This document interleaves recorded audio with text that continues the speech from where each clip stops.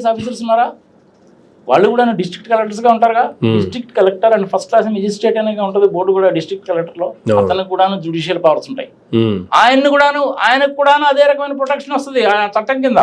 Okay, ఒక హైకోర్టులో సుప్రీంకోర్టులో ఉండే జడ్జీల కన్నా లోయర్ కోర్ట్స్లో ఉండేవాళ్ళకి కాదు, వాళ్ళకి కూడా వస్తుంది. ఓకే, మరి కలెక్టర్ని అమ్మనాబూతులు తిట్టేవాళ్ళు ఉండరా? అవును. మరి వాళ్ళు ఎంతమంది మీద కేసులు పెడుతున్నారు? వాళ్ళు కేసులు పెట్టలేదుగా. మరి జడ్జెస్కి మాత్రమే ఎందుకు వర్తింపు చేశారు దీన్ని? కలెక్టర్స్ కన్నా వీళ్ళకి ఎందుకు వర్తింపు చేయలేదు? ఇది ప్రజలు తెలుసుకోవాలి. ప్రజలకు తెలియాలి కాబట్టి చెప్తున్నాను నేను. గోవిందా గోవిందా గోవిందా, తప్పు మాట్లాడుంటే క్షమించదు కాదు. ఆ చట్టం అనేటువంటిదే వయలేషన్ ఆఫ్ కాన్స్టిట్యూషన్ అనమాట. అసలు ఆ చట్టాన్ని తీసిపారేయాలి. ఇంతకుముందు కూడా మనం వీడియో చేశాం దాని మీద. ఈ సమయ సందర్భం వచ్చింది కాబట్టి మళ్ళీ చెప్తున్నాను. చట్టాలు అనేటువంటి ఎవరికైనా అంటున్నాము, ఒకటే అంటున్నాము. అందరికీ కూడా వాదనలు వినిపించుకున్న అవకాశం ఇవ్వాలంటున్నాము. ఎవిడెన్సెస్ చూడాలనుకుంటున్నాము. ప్రిన్సిపల్స్ ఆఫ్ న్యాచురల్ జస్టిస్ గురించి మాట్లాడుతున్నాము. ప్రిన్సిపల్ ఆఫ్ ఎస్తోపెల్ గురించి మాట్లాడుతున్నాము. డాక్యుమెంట్ పట్టమంటున్నాము. ఇన్ని చేస్తున్నాం కదా, వాళ్ళకొక్కళ్ళకే ఎందుకు ప్రొటెక్షను? అంతేగా. కలెక్టర్లు కూడా అమ్మనాబూతులు తిడతారు. మరి వాళ్ళకి కూడా ప్రొటెక్షన్ ఉందిగా. మరి వాళ్ళని తిట్టినప్పుడు మరి వాళ్ళు కూడా కేసు పెట్టాలిగా. వాళ్ళు ఎవరు పెట్టలేదు. మరి జడ్జిలు అంటేనే ఎందుకు పెడుతున్నారు? 50 కోట్ల రూపాయలు నీ ఇంట్లో అడ్డంగా దొరికిపోతే ఆయన ట్రాన్స్ఫర్ చేశారు కానీ కేసు పెట్టడానికి వీల్లేదంటే అట్ట. పాపం చంద్రబాబు నాయుడికి 371 కోట్లలో ఆమె పాపం పేరేందో నాకైతే గుర్తులేదు. హిమబిందు గారు పాపం ఆమె కూడా జడ్జే. ఆమె కూడా ఆ చట్టం కింద ప్రొటెక్షన్ ఉంది. ఆమెను అమ్మనాబూతులు తిట్టారు కదా. మరి ఆమె తలుచుకుంటే వాళ్ళందరి మీద కేసులు పెట్టచ్చుగా. మరి పెట్టలేదు ఎందుకో? చట్టం అనేది అందరికి సమానం నువ్వే అంటున్నావుగా. వాళ్ళకి ప్రొటెక్షన్ ఇచ్చావు కదా. నేనేమంటున్నాను ఇప్పుడు, ప్రొటెక్షన్ ఇవ్వడం ఆ విధంగా అనేటువంటిదే చట్ట విరుద్ధంగా ఉంది. ఆర్టికల్ 19 సబ్సెక్షన్ 1 క్లాజ్ ఏ ప్రకారం రాజ్యాంగ ఉల్లంఘన. భారతదేశంలో ఏ చట్టం ఫ్రేమ్ చేసినా సరే రాజ్యాంగం కిందనే ఉండాలి కానీ రాజ్యాంగం పైన ఉండకూడదు అంటున్నా. నిజం కావచ్చు, కాకపోవచ్చు. ఇప్పుడు మోస్ట్ ప్రాబ్లీ ఆ జడ్జి విషయంలో ఈ క్వశ్చన్ కూడా వస్తుంది. ఇదే మళ్ళీ మన టాపిక్ డైవర్ట్ అయిపోతున్నాం అని చెప్పి అనుకున్నా కానీ పర్వాలేదు. కానీ ఏబిఎన్ రాధాకృష్ణమూర్తి సంగతి చెప్పాను, లడ్డు సంగతి చెప్పాను, ఈ రకమైన దుష్ప్రచారాల సంగతి చెప్పాను, సిగ్నేచర్ పెట్టడం సంగతి చెప్పాను, టిక్కెట్లలో జరిగే గోల్మాల్స్ గురించి చెప్పాను, మొన్న ఈ మధ్య జరిగినటువంటి దాని గురించి కూడా చెప్పాను. మరి ఇవన్నీ తిరుమల తిరుపతి దేవస్థానాన్ని ఏం చేయదలుచుకొని చేస్తున్నారు? ఏ ఉద్దేశంతో చేస్తున్నారు? ఒకప్పుడు ఫారినర్స్ నిజంగా ఇప్పుడు మన వాళ్ళు చేస్తున్నటువంటి దరిద్రం కంటే ఆ రోజుల్లో ఫారినర్స్ ఏం చేయలే. అంత చెట్టు పాపం వాడు రూల్స్ ఫ్రేమ్ చేసి ఇచ్చి నడుపుకుంటారా బాబు అన్నారు. కాదంటే ఏంటంటే మాకు 10 పైసలు ఏమన్నారు, వాళ్ళ ఆదాయం అది. ముస్లిమ్స్ అనే వాళ్ళు ఎవరో కూడా తిరుమల తిరుపతి దేవస్థానాన్ని టచ్ చేయరా. కనీసం బ్రిటిషర్స్ అన్న లడ్డు మీ డబ్బులు ఇడరా బాబు మాకన్నారు కానీ పాపం వాళ్ళు అది కూడా చేయలే కదా. ఇంకేం కావాలంటే 9.5 అడుగుల నుంచి 10 అడుగులు ఎత్తుంటుంది ఆ విగ్రహం. ప్రాక్టికల్గా నేను ఫిజికల్గా చూశాను కాబట్టి చెప్తున్నాను. నువ్వు అంత దగ్గర నుంచి నువ్వు చూసేవాలేదు నాకైతే తెలియదు. కానీ నేను ఆ గర్భగుడిలోకి మనం ఎంటర్ కావడానికి వీలు లేదు, మనకు అవకాశం లేదు. కరెక్ట్గా అక్కడ నిలబడే చూశాను నేను. కింద నుంచి పైదాకా చూస్తే ఆ గడ్డం కింద ఉండే మచ్చ, ఆ తిరునామము, బుగ్గలు, శంకు చక్రాలు, పాదాలు, ఒక చెయ్యేమో ఇటు పెట్టింది, ఇంకొక చెయ్యేమో ఇట్లా ఉన్నటువంటిది, అంత క్లియర్గా నేను ఇప్పుడు చూడదా. అది కూడా ఎట్లా జరిగిందో తెలిసిన, అంతకుముందు సంవత్సరము అయ్యప్ప దీక్ష తీసుకొని పోయి వస్తూ చూడడానికని వెళ్ళాం. దర్శనం దొరకలా.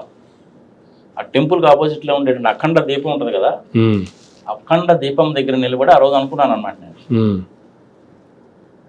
నేను నిన్ను దర్శించుకుందామని వస్తే నువ్వు నాకు దర్శన భాగ్యాన్ని కలిగించలేదు. నువ్వు పిలిచినప్పుడే వస్తాను. నేను వితిన్ 6 monthsలోనే బ్రహ్మాండమైన దర్శనం. నీకు నమ్మకం ఉంటే అలాగే జరుగుతుంది. మళ్ళీ ఒకసారి చెప్తున్నా, హిందూ మతం అనేటువంటిది నా దృష్టిలో మతము కాదు. It is a philosophy. Hinduism is a philosophy. It tells, teaches, preaches to the mankind. Mankind అంటే ప్రపంచంలో ఉండే వాళ్ళందరికీ, mankind at large. So Hinduism tells, teaches, preaches to the mankind అనడానికి బదులు to the living organisms on this good earth అనుకో. How to live and let others live. ఎన్ని జీవరాశులు ఉన్నాయి ఈ భూతలం మీద ఇప్పటివరకు? సైంటిఫికల్ గా రికార్డ్ చేసినటువంటిది 84 లక్షల జీవరాశులు. జీవరాశులు అంటే నువ్వు నేను ఏదో పశుపక్షాదులు కాదు, అంతే కదా.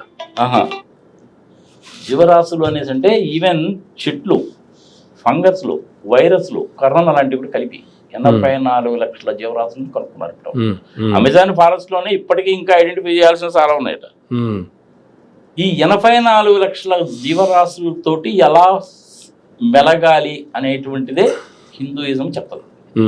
హిందూయిజం ఎప్పుడు కూడా వేరే మతాన్ని ద్వేషించదు, కానీ కొన్ని మతాలు హిందూ మతాన్ని ద్వేషిస్తాయి. మన జరిగిన ఇన్సిడెంట్ అదే. ఒక ముస్లిం అతను అలా వెళ్ళిపోవడం అనేది తప్పు కదా. అదే దర్గాలోకి కనిపిస్తే మీకు ఎట్లా ఉంటుంది? తప్పు కదా. నేను కూడా దర్గా చూస్తాగా, కడప దర్గా చూడడానికి నేను కూడా వెళ్ళాగా. ఎంత సాధారణంగా ఆహ్వానించారంటే వాళ్ళు, అసలు ఫస్ట్ నా కలర్ చూసి వాళ్ళు క్రిస్టియన్ అయి ఉంటాడు అనుకున్నారు. తెలుగులో మాట్లాడటం విని, సార్ మీకు తెలుగు వచ్చా సార్ అని అడిగారు. అయ్యా నేను తెలుగు ఉన్నానయ్యా బాబు, భారతీయుడు అనేసి అంటే పేరేందండి అని అడిగారు. నాగార్జున రెడ్డి అని చెప్పాను. ఎక్కడ వారండి మీరు అని అడిగారు. నేను హైదరాబాద్ వాసినండి అని చెప్పాను. లోపలికి తీసుకెళ్ళి వాళ్ళ దాని ప్రకారం, వాళ్ళ రిచువల్స్ ఏవైతే ఉంటాయో దాని ప్రకారము చెప్పులు గిప్పులు అన్నీ కూడా వదిలేసి కాళ్ళు చేతులు శుభ్రంగా కడుక్కొని వెళ్ళి వాళ్ళు చెప్పినట్టే చేశాను. నేను అంతా కూడా తిప్పి చూపించాను. ఈవెన్ బెలాంగిలో కూడా అంతే. వెళ్ళడం తప్పు కాదు, చూడడం తప్పు కాదు, మతాన్ని ద్వేషించడం అనేటువంటిది మాత్రం తప్పు. ఏ మతస్థుని కూడా ద్వేషించకూడదు, ఎగతాళిగా మాట్లాడకూడదు. అవసరం ఏముంది నీకు? అంతే కదా. భారత రాజ్యాంగం ఆర్టికల్ 19లో కూడా చెప్పింది అదే. నీకు వాక్ స్వాతంత్రం ఇచ్చాడు కదా అని అవతల మతం అని తిట్టాల్సిన అవసరం ఏముంది నీకు? అంతే కదా. నీకు ఇష్టం ఉండొచ్చు, లేకపోవచ్చు, కానీ తిట్టాల్సిన అవసరం లేదు. వాళ్ళ మతం వాళ్ళది, నీ మతం నీది, వాళ్ళ సిద్ధాంతం వాళ్ళది, మీ సిద్ధాంతం నీది. అల్టిమేట్గా అన్ని మతాలు చెప్పేటువంటిది ఒకటే కదా, గాడ్ అనేటువంటిది ఒకటే కదా. అంతే కదా. మరి ఇంకా అలాంటప్పుడు నీకు తిట్టాల్సిన అవసరం ఏముంటుంది? ప్రజలకు నేను మీ ద్వారా ఏం తెలియజేస్తున్నానంటే, మీరు ఏ మతంలో అయితే ఉన్నారో మీరు ఆ మతాన్నే నమ్ముకోండి. మతం మార్పిడి కూడా చేయాల్సిన పని లేదు. All the religions ultimately leads to God. It is as simple as that. మత మార్పిడి చేసుకోవాల్సిన పని లేదు, వేరే మతాన్ని దూషించాల్సిన పని లేదు, వల్గర్గా మాట్లాడాల్సిన పని లేదు, ప్రచారాలు చేసుకోవాల్సిన పని కూడా లేదు. ఆర్టికల్ 19 సబ్సెక్షన్ 1 క్లాస్ ఏ ప్రకారము రైట్ టు రిలీజియన్ కూడా ఉంది. భారతదేశంలో నువ్వు ఎక్కడికైనా పోవచ్చు, నీ ఇష్టం వచ్చిన మతాన్ని పుచ్చుకోవచ్చు, నువ్వు చక్కగా మాట్లాడవచ్చు, ఇవన్నీ ఇచ్చాడు. అసలు ఇంత చేటు స్వతంత్రం అనేటువంటిది ప్రపంచంలో ఏ దేశము ఇవ్వదు అమర్. మరి ఇచ్చిన స్వతంత్రాన్ని మీరు యూటిలైజ్ చేసుకోకుండా ఇట్లా అడ్డగోలుగా మాట్లాడితే ఎట్లా? ఇది నా సందేశం. మళ్ళీ ఒకసారి చెప్తున్నా, Hinduism is not a religion. Hinduism tells, teaches and preaches to the all living organisms on this earth how to live and let others live, with a specific reference to human beings how to live and let others live. It's as simple as that.